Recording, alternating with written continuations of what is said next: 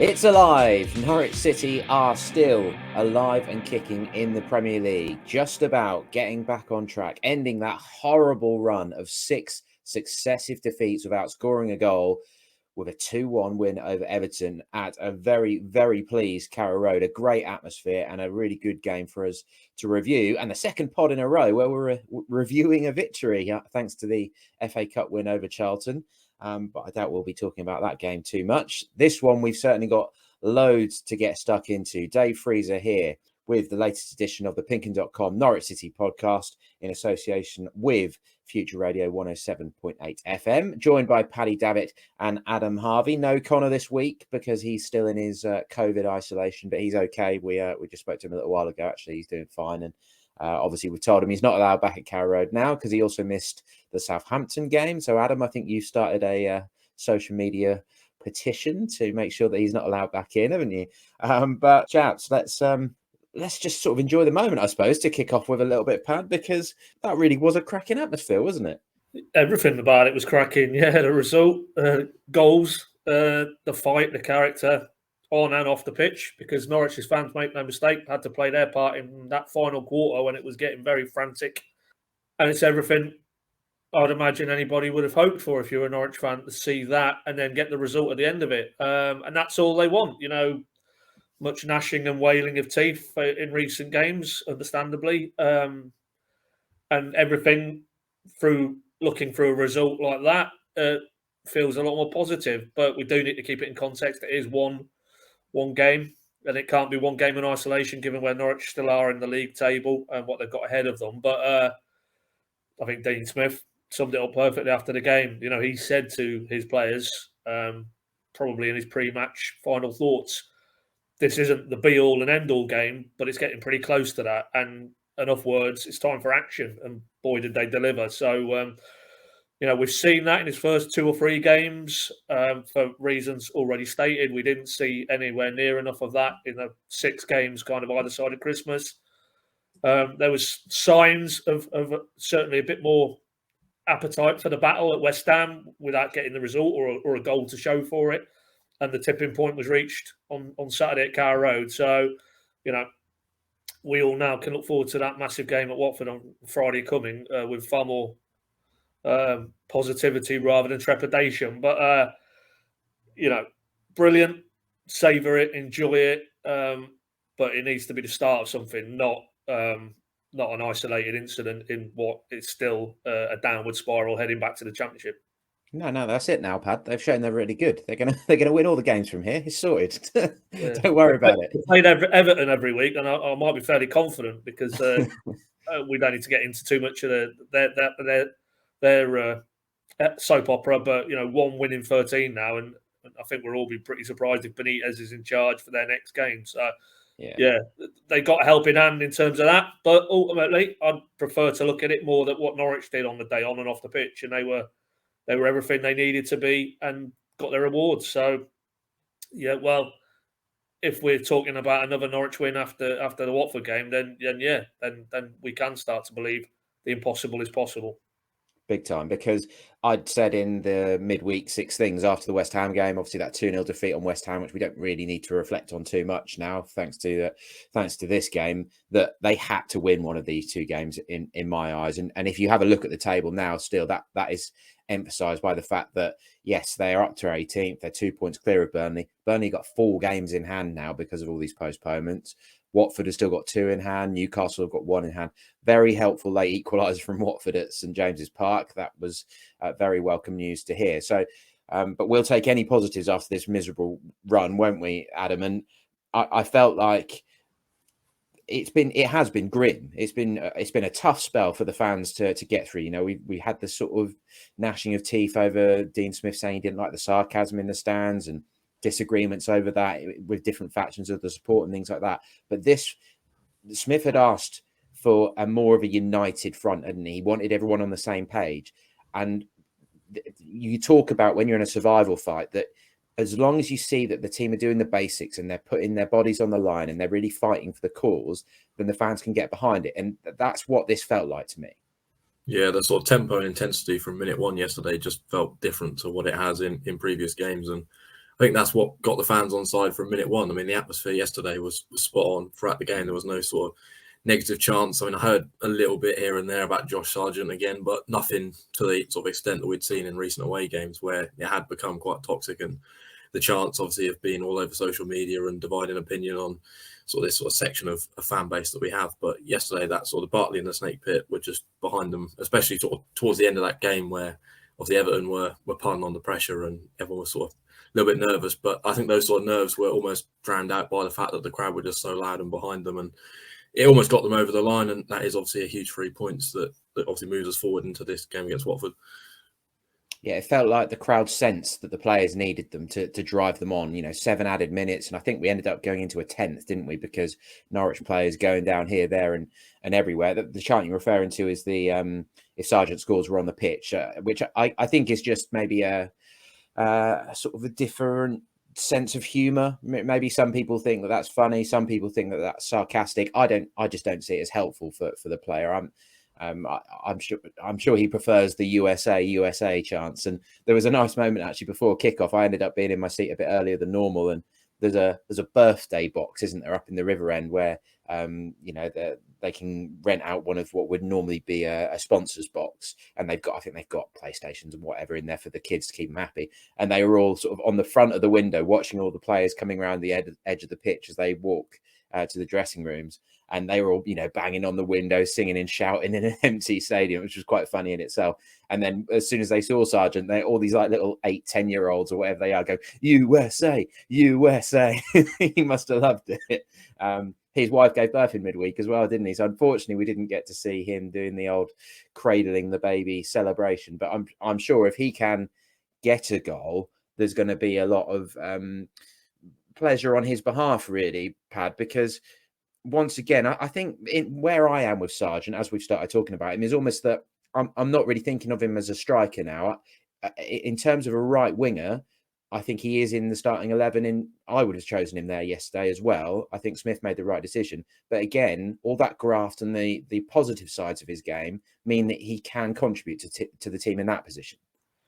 100% agree. Yeah, wrote on those lines in my point is essentially part the price tag. Forget about that. Forget that he's nominally labelled a forward on any soccer base or whatever site you go to explore what player profiles and breakdowns and positional areas of the pitch. He's essentially a wide right attacker. That's how Dean Smith's used him. That's how we have to treat him. You can't at this stage, continue to harangue him for his lack of goals. Yes, that of course will follow him around until he can develop some productivity in that area of his game, but everything that he does bring, I think, was encapsulated right here, right now, at this stage of his career in this Norwich template under this head coach. And we've talked about the fans already in this podcast. To a man, woman, child, he got a standing ovation when he came off. So the 24,000 who paid their money and went there and watched their team, they were more than happy with what Josh Sargent gave them. And if he performs at those levels, I think that will continue for the rest of the season. Obviously helped massively that a certain young Irish forward did get off the mark and did look like he's capable of scoring goals. And they obviously got a bit of fortune with Michael Keane putting through his own net.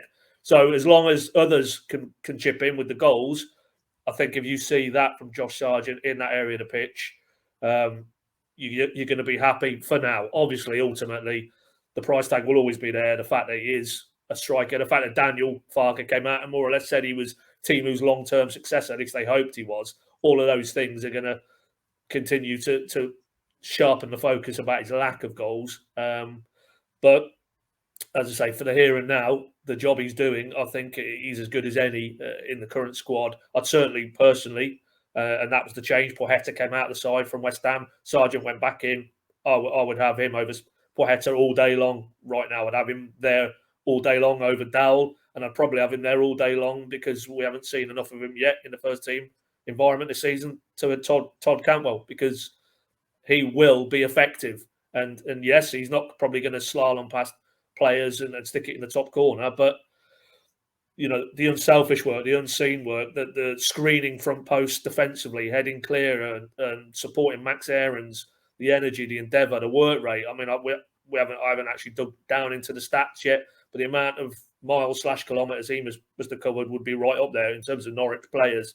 So all of those aren't particularly eye-catching, headline-grabbing, sexy, really, but they're all massively important attributes to the overall team performance. And if he performs like that and Norwich continue to perform as they did, then, as I say, I think most Norwich fans will be happy. So great to see, because, we're talking about criticism and sarcasm, and we even touched on it already in this podcast.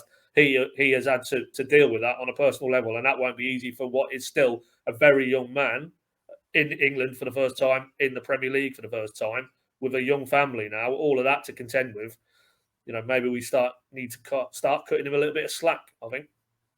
Yeah, we all know how difficult it must have been to bounce back from that Brighton moment. I said it at the time that I thought it was such a high-profile bad moment that I thought it was going to almost have a bit of psychological damage for him to turn it around. And perhaps it's just taken this time for him to readjust a little bit. Dean Smith had spoken about the fact that they needed to press the reset button. He felt that the Leicester postponement allowed them to do that physically and mentally. Okay, West Ham, we all saw how good they are. They could have ended up winning that game 5 or 6-0. West Ham, if we're perfectly honest, they were very good, and they were still missing some key players. So they're not the teams that Norwich realistically are competing with. But yeah, we're starting to see a few signs of that reset button being pressed. But of course, as we've already said, and we'll continue to say for quite a long time yet, unless they build on this, then it's going to mean nothing. If you go and lose 3-0 at Watford, then everyone's going to be on their back again, aren't they? But you've mentioned him a bit there, Pad. Let's talk Adam Idah. Adam, I'll give you the first chunk of that, but I just wanted to read a couple of quotes from Alan Shearer on Match of the Day, no less, the Premier League's record goal scorer, in England legend. He said Everton couldn't cope with him at all. He caused them too many problems. He was too clever for them. So he's still only 20, which is, mad. He's just passed his 50th appearance for the club. That's his first Premier League goal, his first Carrow Road goal. Well, for the first team anyway, which is quite weird. I saw him score that 10-minute hat-trick for the under-18s, whatever that was, 4 years ago. So he's definitely scored at Carrow Road before. But with the fans there, a proper goal at Carrow Road. Just how impressed were you with Adam Idah? I think that's probably, it is by far the best performance I've ever seen personally, because I wasn't impressed when he scored his From hat-trick. Any player? In terms of just Adam Idah, unfortunately, yeah. I wasn't impressed when he burst on the scene, obviously scored that hat-trick. And he's had a sort of bit of a strange Norwich City career, really. Obviously injuries and that have just hampered him and stifled him from really progressing to become the player that obviously we all hoped that he would become when he was in the academy and just banging in goals left, right and centre. And yeah, I think yesterday we just saw almost his touch just looked a lot more sort of neat and on them. He just seemed to be able to be more powerful and break past players, where in the past I just haven't really seen that from him at any level, especially Premiership level when he has come on this season. And obviously I think you sort of bring up the stat that he's only sort of, he's been a substitute pretty much in all those 50 appearances that he's ever played for Norwich. And there must be a reason why he's never been obviously injuries are part of that, but why he's never really been put in from the start. But I think yesterday probably was the start of maybe a bit of a run of games where if he can really build off that performance yesterday and sort of almost take that praise he's been given, as sort of a boost in his confidence, then I think he could become quite a big player this season. Because he's been tagged with potential loan moves as well in the past, which I think obviously we believe that the club potentially would have done that if it wasn't for the COVID issues. And obviously, they need those sort of players at the top of the pitch. But I think if he can build on that, then we've got a player there for this season. Hopefully he can obviously score some more goals that will hopefully keep Norwich in the Premier League. Yeah, big time. My mind goes back to that Liverpool Cup game and when he dealt with Virgil van Dijk so impressively, and everyone took note of that and said, well, hang on, Adam Idah's turning into a man here, isn't he? He's got the physical size and strength and willing as well. But it's taken him a while to kick on. I said in the 6 things in midweek, of course, he hits the post at West Ham, doesn't he? Fabianski tips a really good shot. That would have been such a good goal in midweek, and that was at 1-0 as well. So that could have been a big moment. And I wrote in the 6 things after that game that I felt his breakthrough moment was close. Obviously, didn't quite expect it to work out as well as it has in terms of it being the next game. But you look at his stats from the game, which I have. If you have a look at the story on PinkUn Plus, which has got the Shearer quotes in, I've listed his stats from the game as well. And a lot of them were sort of career highs in a Norwich shirt. So I'll just pick out a couple of examples. Completed passes, 14. That's the most he's ever had in a league game for Norwich. Dribbles attempted, 11. Most he's ever had for Norwich. 14 duels won. I won't keep going through all of them because it's a bit dry to read out, but you get the gist really, that you can feel and you can see that he's making that impact at the moment. And I think what's almost tantalizing with Adam, Paddy, is that there's more to come. I think this is just us starting to see the his potential starting to come to fruition, and that is clearly what the Ireland boss saw in him, in Stephen Kenny, why he's already given him those 9 international caps, because he knows that he has got it in the tank. Perhaps they just promoted him a bit too early. Perhaps Norwich promoted him a little bit too early, and he would have been better to go out and get loans. But that doesn't matter now. He's starting to do it. But I think, well, I don't know if you agree with me, but he's now got to be on Friday night for the Watford game, one of the first names on the team sheet. Oh, all day long, yeah. And, for all the reasons you boys have already stated, but also as well, I mean, I draw a parallel with Max Aarons, who, it's only slightly older, but kind of both come through at the same time, you could argue, into the first team mix at Norwich. And it's opportunity. We talked there about the bulk of those 50 appearances previously were off the bench. Max, there was a spot there. Ivo Pinto wasn't really going to be Daniel Farkas, neither was Ben Marshall, clearly, after a few games. First choice right back. And you had a head coach who believed in giving young players their opportunity. It was at the championship level as well. We have to, make that clear. It wasn't the exacting environment that is the Premier League that you're trying to blood a player in. It's a different kettle of fish entirely. But all of those factors were almost in Max's favour. And of course, then it's up to the young player to take his opportunity. And we all know, we've just reflected quite in depth on his 150 appearances for the club, and he was good again on Saturday. So you need the opportunity. It has to be there at the right time, and you have to be ready to take it. And Max did. I don't think Adam's ever really had that kind of stack of cards in his favour, because ultimately he's been trying to get past, by common consent, I think one of, if not the best player of this last 4 or 5 years, and that's Teemu Pukki, in terms of, what they paid for him and then the value they've got for him. Phenomenal, really, and we don't need to, dwell too much on that. The record, the goal scoring record will tell you, the achievements will tell you, and that essentially, under a head coach who favoured one out and out forward, was the obstacle. And if you're Adam Idah, good luck with that. When you're still trying to learn what your game's all about, and to bring it bang up to date. That's what Dean Smith essentially said again after the game on Saturday. We don't know how good he could be. We don't know how far he could go, because they're still, as in him and Shakespeare, are still learning what Adam Idah is and what type of player he is. But he also said, Dean Smith, that Adam Idah is still learning what he is and what he could become. So to answer your point directly, yeah, the potential is vast. And really, we've only just peeled away 1 or 2 of the top layers, because, at 20 years of age, he's nowhere near going to be the finished article. You referenced the legend Alan Shearer. Well, at 20 years of age, I haven't checked back, but I'm going to take a punt here. He's probably struggling to get in the Southampton side, or at the very least, he's certainly not ripping up any trees at the top level of the game. So he's probably ahead of schedule still. It just feels that he's been around forever, because he did get fast-tracked so early, and that's obviously going against him, really. But the reality is you have a very, very young forward. He's raw. He's inexperienced. He's got to develop his own game. Dean Smith and Shakespeare are working with him, but the initial signs now are very, very encouraging. And we saw plenty at West Ham. I thought West Ham was a leap forward in terms of what we'd seen from him previously in a green and yellow shirt, and then he's carried that on again against Everton and added that goal, that landmark goal. And ultimately, if you're Adam Idah, you now must feel you have a head coach who really believes in you, and is willing to give you starts in the Premier League. And that confidence after his goal, but even before his goal, as I say, at West Ham and at the start of the game on Saturday, you could see he's playing with a confidence and an air of, no, hang on now, I actually do belong at this level. I'm not fazed about playing whoever in the Premier League. I feel I'm good enough, and I'm going to show I'm good enough now. And I've got a head coach there, if I look to my right or my left in the dugout, who believes in me and is giving me a start and an opportunity. So brilliant to see, because I think for a long, long time, anybody who's watched his progress felt there was a player there, because he is an actual goal scorer. That's no doubt. I look back again at his finish this morning, and yes, he's in the right position, but because he's a goal scorer and he knows innately where to be. But then one touch control, one touch finish, excellent, no dallying at all. And And you can't really teach that, I don't think. I think that's, if you're talking about strikers, that's inbred in you, really. That nous to know where you need to be and then what you need to do when you get in the box. And we've seen that at every other level. We hadn't seen it so far in the Premier League in the Norwich shirt. We have now.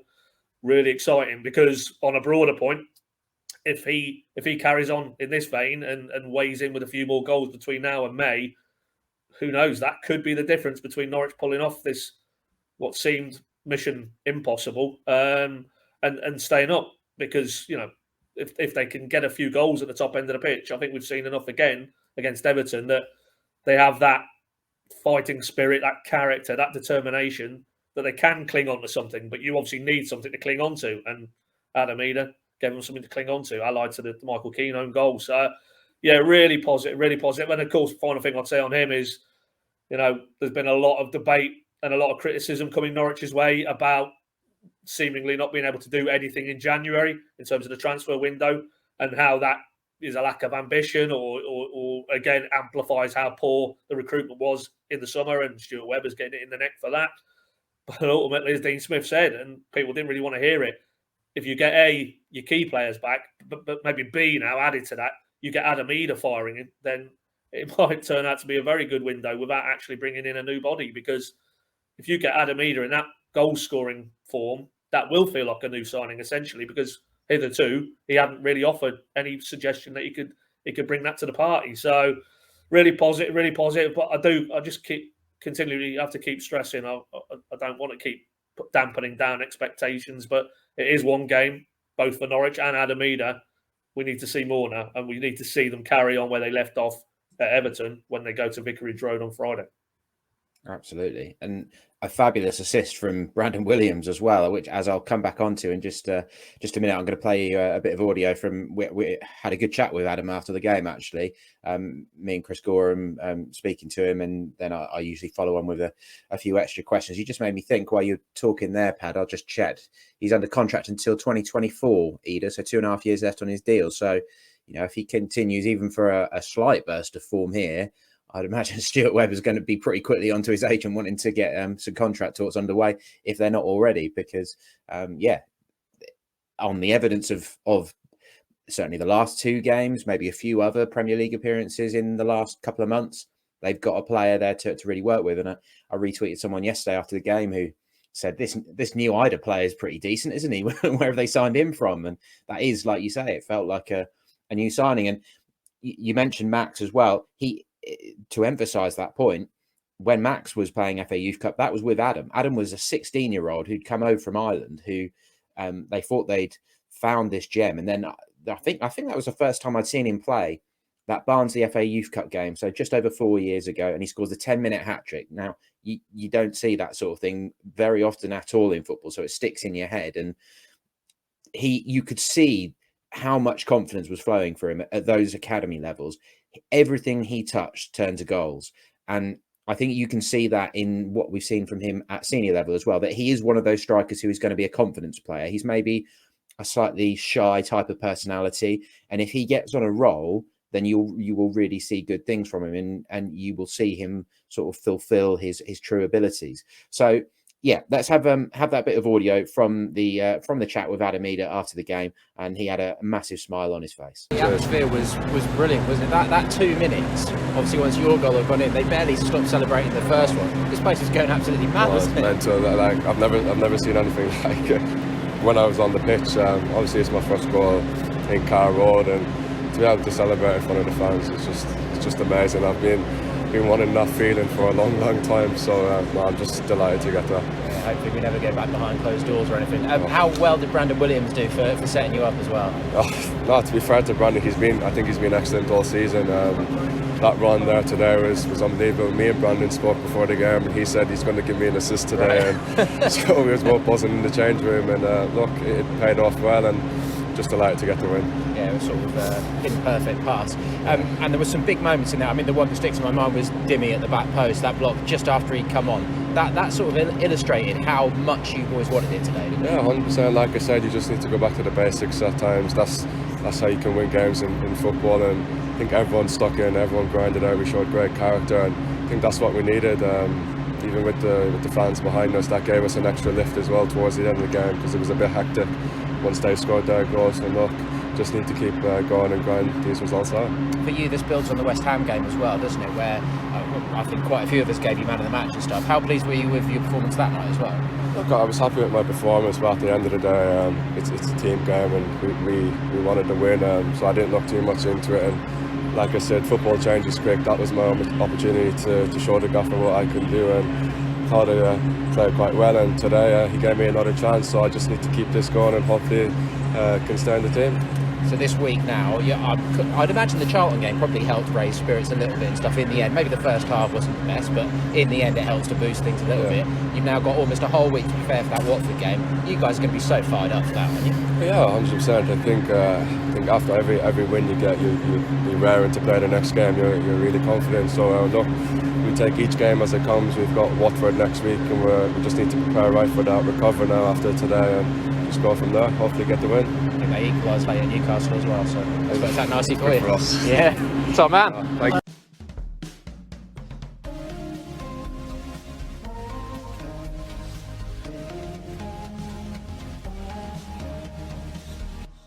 Right, we've got loads more to talk about then, because there's lots of other positives. Adam, if I come to you on Pierre Lees-Melou to start with, I think there's been plenty of praise heading his way as well. I don't think we're talking about him and Sorensen being absolutely outstanding. There were still a few sloppy moments, a few moments where they weren't quite able to extinguish things defensively. But I think that those two probably illustrate the point that we were talking about a little bit earlier in terms of their intent, in terms of getting their foot in and of covering a lot of yards on the pitch, covering for the fullbacks and things like that. How much of a step forward did you feel that was for Pierre? Yeah, huge step forward. Obviously, they've both been, him and Sorensen, both been given sort of a big opportunity due to the injuries that obviously we have in the squad, which hopefully those will soon be back in the coming weeks. But yeah, Lees-Melou, obviously a couple of good efforts as well from outside the box yesterday, which I think we saw against Gillingham earlier in the season, in the pre-season game. He scored an absolute belter from outside the area, if I remember that correctly. And I think we know that he has that in his locker, which if Norwich can unlock that kind of, player in there that will, just have an effort on goal from outside the area and has the ability to score, then yeah, you've got a good player in your hands there. And we know that he can pass, but I think he's looked a little bit lightweight at times this season. But yesterday, I think alongside Sorensen, who had a pretty good game, especially second half, sort of mopping up and made that really good tackle, didn't he? Sort of right at the end of the game there, where he sort of, I can't remember who took it off, but in the penalty area. But it was a great tackle. But Richarlison, wasn't it? But yeah, those two on the whole yesterday, I think really both sort of took a step forward in their sort of Premier League careers for Norwich City. And if they can sort of maintain those levels, then obviously players like Norman and Gilmore might even struggle potentially to even push them out of the team if, it's going to be a couple more weeks and these two perform at Watford on Friday.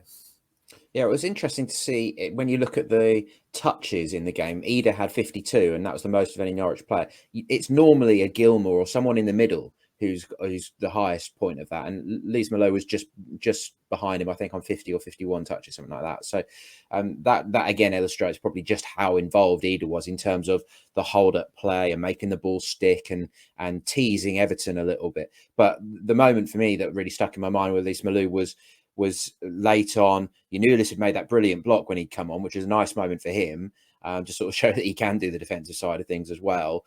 But then barely 60 seconds later, he loses the ball and Gordon's in on goal. And there's Lees-Melou absolutely charging back into his own box, just easing the young man off the ball, taking it out to the left back position. And then, crucially, really, when the pressure is on, he finds Adam Idah's chest. He plays the ball into his striker holds it up and finds his strike partner, Tammy Pukki. And Pad, we can probably extrapolate that a little bit into really the impact that Dean Smith has had on all this in terms of just maybe simplifying a little bit, going to a 4-4-2. And Adam has spoken about it a lot in his post-match interview about them getting back to basics. And I think we saw that throughout the team, really.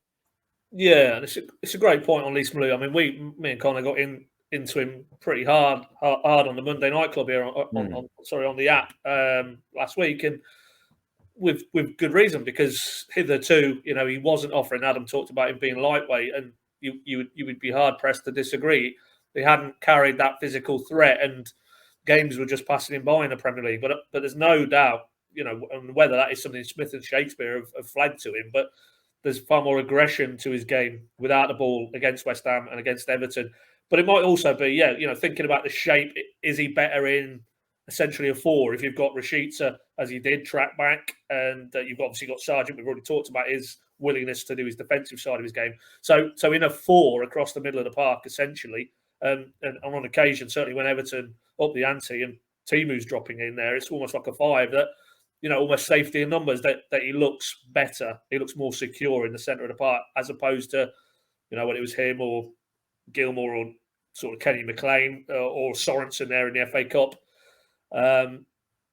They look vulnerable. And the stats will tell you that.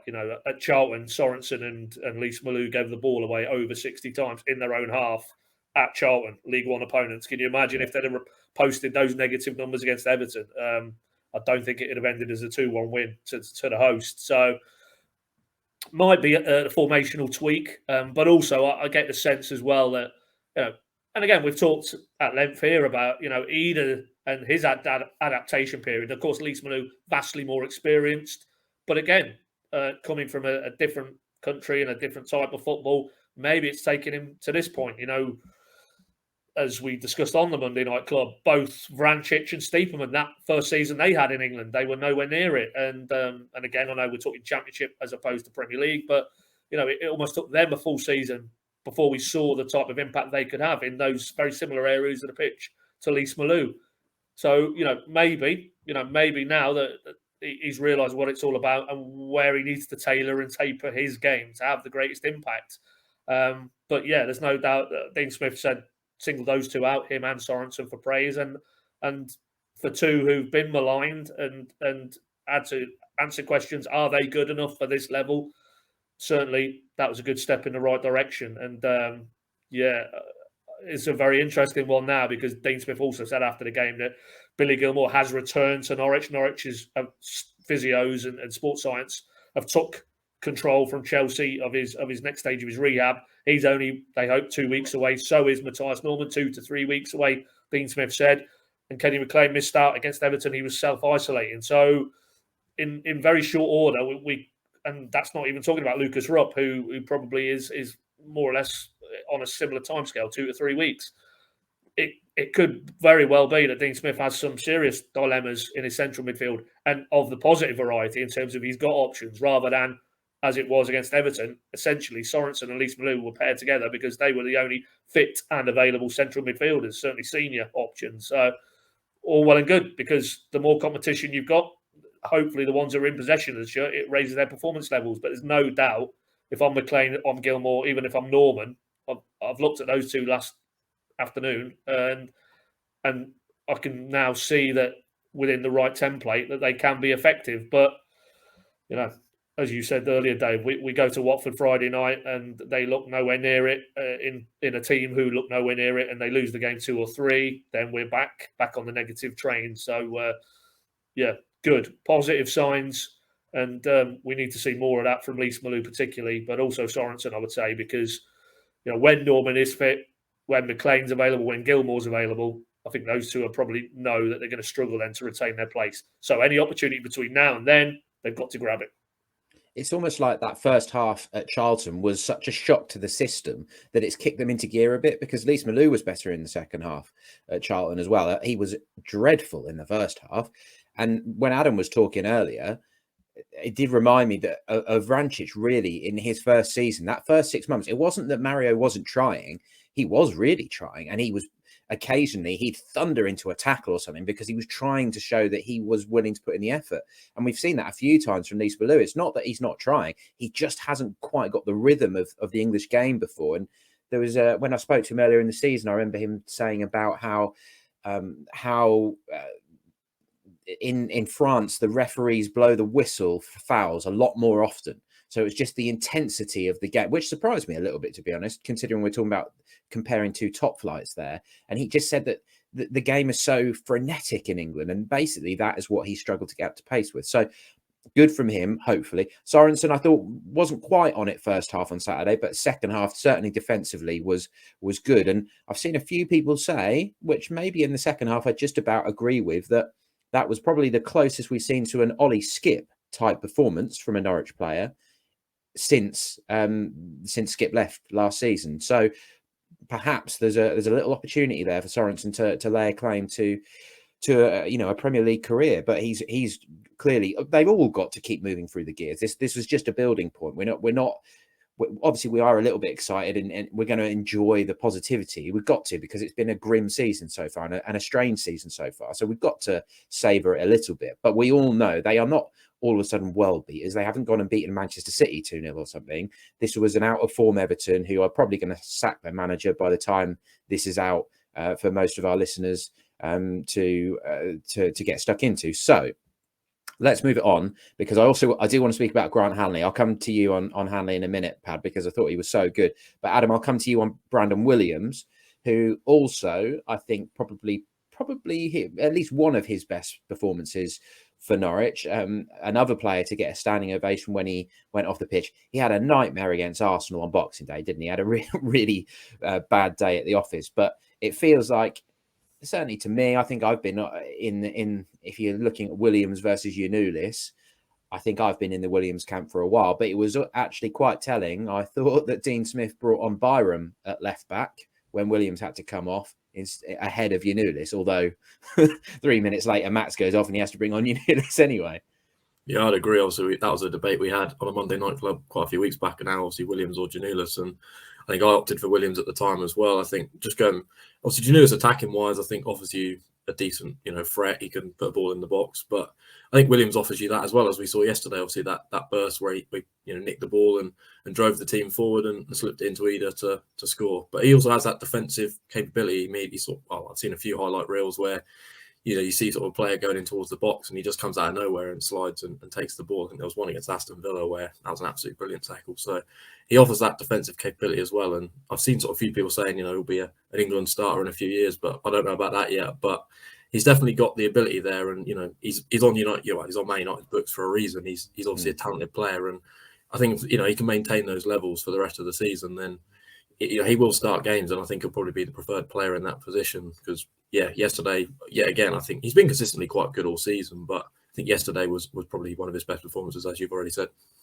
As a lone player, it's important to show that sort of tenacity and stuff, isn't it? And the work rate. And there was that tackle, I think, in the second half, wasn't there, where he slid back just in front of the Barkley, and that really got a reaction from the crowd because he just made sure that Gordon couldn't get the cross in, and that was the commitment. On Giannoulis, he is obviously quite a popular player with a lot of fans, isn't he? Because I think because of that style of the way he can attack and stuff. For me, maybe in a similar way to how we talked about Sargent, I would be perfectly happy to see him play on the left wing now. Would you go along with that, Adam? Yeah, I'm not saying ahead of Rashica, obviously, but yeah, he's definitely got that ability. Obviously, that cross at Newcastle for Pukki was on the money. I mean, so I think there's definitely a player there in terms of potentially moving forwards as a forward player. I think as a winger, definitely an option there. If there is injuries or suspensions or whatever it may be, then I think he's definitely an option there. But defensively, I mean, we obviously criticised his defensive nature, but that block yesterday from Gordon was pretty crucial. I mean, I think that's probably the reason why they got all 3 points in the end. So he's definitely still got it in there, but I think he's more of an attacking fullback if you're talking about that position. Yeah, agreed. And I was pleased for him really that moment because that will have meant a lot to him that he came on and contributed. But one man who certainly did get through all the blocks, Pad, and a serious amount of aerial work as ever. Really, I did again. That was in the six things after the West Ham game. Sort of highlighted how Norwich have actually been pretty good from set pieces this year. They haven't conceded many goals from corners at all, and most of them have come from open play. And usually when Grant Hanley's on the pitch, they deal with them pretty well. But that was a real captain's performance, wasn't it? Leadership and desperation to not let people past him. Well, yeah, I mean, as his head coach said to those players before the game, we need actions, not words. Well, there you go, typified by the man who leads them out before the game. I don't think it's safe to say we've dealt with him often enough. People can see the type of character he is. He's probably not the demonstrative Churchillian stirring speeches type of character, but what he is a leader of football players and set the tone, really, as Dean Smith said, and referenced it apparently at half time that he talked about a block, Grant, mate, after minute 1, minute 2, there was a really forceful challenge on Damari Gray, which I think gave away a free kick, but it certainly left Everton in no doubt. You're getting it today. Now you've come to our house, basically, and the players around him they bought into that. And we talked about Williams, fearlessly throwing himself into challenges. Max on the other side of the pitch. Ben Gibson's obviously a bit more refined than that, but he kind of fed off what was happening by the guy to his right. And we said on the walk back from the ground yesterday that we've seen these type of performances from Hanley, but we probably haven't seen the consistency really. And for him, you can apply that probably to Norwich as a whole, certainly in the Premier League, because if he had that element to his game, I think if you break it down yesterday, he's got all the attributes to be a top class central defender. Look at the job he did on Harry Kane for his country in the Euros in the summer. One of the best sort of marking jobs I think Harry Kane will have had to deal with. He can reach those levels, but he hasn't probably over his entire career, because you look back, he didn't establish himself in the Premier League when he was at Newcastle. Most of his career, if not all of it, I think at Blackburn was in the Championship. So, those questions around him and Gibson going into this season were valid.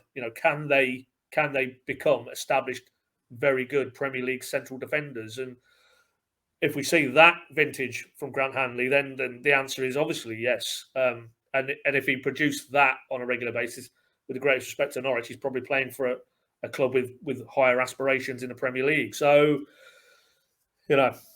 it's fantastic. And there's no doubt, because he does have his detractors. And again, a bit like, many other players in that squad, when the results aren't where they need to be and the performances aren't where they need to be, the negative elements of an individual's game are the ones we focus on. And talking about Watford and how big that is going to Vicarage Road, he was poor in the Watford home game here early in the season. If you cast your mind back, let Sarr run off him at least for one of the goals, and there might have been another one as well. And I think there was a game or two around then as well where he looked pretty rocky. But again, I think he was just coming back from injury, wasn't he, as well at that point? And these are all mitigation. When the results are as bad as they are and the performances are, the mitigation tends to go in one ear and out the other, and that's just human nature probably. But it was the type of performance that you needed from your captain, because ultimately, as Dean Smith said again after the game, he needs his leaders. And there was a lot of talk about this leadership group that's been formed now, or is in the process of being formed with the players at Dean Smith's instigation. Grant Hanley, clearly, as the captain, will be part of that. But it's on the pitch where we need to see that leadership from him. Tim Krul, obviously, Timu as well, through another one through performance rather than words. And if you can get that over the entirety of what remains of this season, then I think we can all say without a shadow of a doubt that they'll be far more competitive and they'll have a far better chance of staying up. Whether it'll be good enough in the final analysis, whether the damage is already done, time will tell. But Grant Hanley in that form, inspiring others around him as well.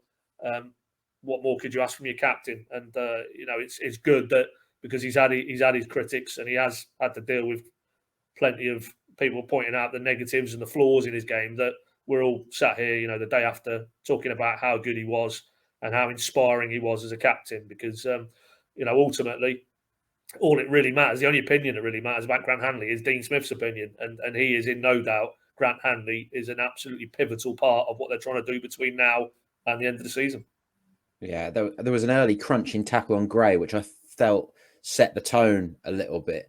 And he was pretty good Wednesday as well, dealing with Michail Antonio, who we know full well can be a real handful, and it is just so hard to handle because he's so strong and fast. But I said in my video verdict after Wednesday that I thought that was a little bit like his Euros performance against Harry Kane in the way he almost had just focused on the striker and he really tried to sort of put him in his pocket type thing. I don't think he quite managed it to the same degree, but overall it was pretty decent. And yeah, as your captain, I mean, I've been on the end of the Hanley stare a couple of times. He's got this sort of dry wit that we've spoken about a few times. He likes to sort of spar with you almost. When things are bad, if you say the wrong word, he's gonna call you up on it. He doesn't like being messed about. And equally, when things are going a bit better, he likes to just sort of take the mick a little bit, shall we say? So if he was my captain, I'm pretty sure if he said to jump, I would ask how high, and that's probably a decent thing to have. And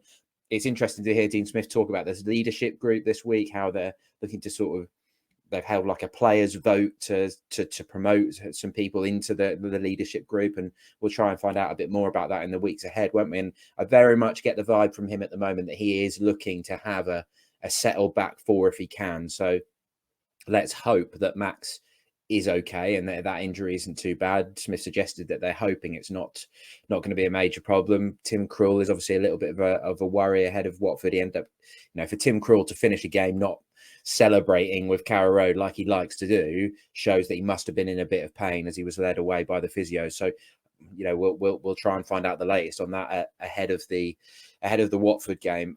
But I suppose the big thing, Adam, ahead of Friday night is that Watford do have a game on Tuesday, don't they? They go, well, it's scheduled, shall we say, because there's all these postponements. I think Tottenham are pretty jarred off that the game against Arsenal's been annoyed, for instance, aren't they? So they go to Burnley on Tuesday night. I suppose from a Norwich point of view, we're all just hoping for a nice draining 1-1 draw or something, aren't we? Yeah, something like that would do lovely. Obviously, they were on a similar run to Norwich where they'd lost 6 on the bounce and obviously got the draw yesterday in the end with the late equaliser. But they haven't sort of been pulling up any trees recently. And, if Burnley can really turn them over and it's a cold night up there and, they potentially lose the game, or obviously for Norwich's sake, probably a draw is the best case scenario, then, Norwich would go into that game, all rested and hopefully off the back of this performance, obviously we had against Everton with big confidence. And there's no reason then, that Norwich couldn't go there and pull up a result. And then, the table looks even more different than what it does at the moment. And especially sort of when the games start to level out a bit more, we can really sort of get a true picture of where Norwich are and what they need to do.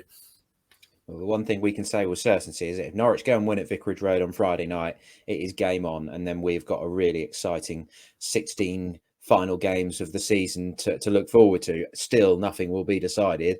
They have got to use this as a building block, as we've said a few times, and they will know that full well. And I was quite pleased to see Dean Smith's demeanour. Really, he didn't get too carried away. He didn't see that as the moment to then go around to all four sides of the stadium and try and create the kind of the bond that Farke had. The Olays and all that sort of stuff. We're not there yet. I think I've got the table in front of me. 13 points and 10 goals from 21 games. They are still a million miles away from survival, but if they can continue in the vein that we showed on Saturday, then who knows? We can at least enjoy the rest of the season to some extent and savour the games and not dread the games, because that is, as I've said a few times before on this pod, that if they go down as a self-funded club, personally, it's not the end of the world for me. It's kind of expected. It's kind of the logical conclusion. But as long as they were to go down fighting and their heads above water and showing the commitment that they showed on Saturday, I think most Norwich City supporters would be able to handle it. Adam, Paddy, thank you very much for your thoughts. Everybody listening, thank you so much for tuning in. You can also hear the show on Future Radio 107.8 FM. If you're not already subscribed to PinkUn Plus, then please do check it out. You get your first 30 days free at the moment. It's only $1.99 a month, and thankfully we've been getting lots of nice positive feedback in the last week or so. So we're still working hard on that. Chris Sutton started his column for us this week, so we're really pleased to unveil him as our January transfer signing, and his column Wednesday, Pad, am I right in? Yeah, it's Wednesday. You can also get it in the papers as well, of course, EDP and Evening News. But yeah, PinkUn Plus, do check it out. That's where the NCFC live blog is. That's where a lot of our stuff is now. And you get it in a much nicer package. You just tap the app and away you go with all the latest Norwich City news and views. So thank you very much for listening. And we will catch up with you soon ahead of that Watford game.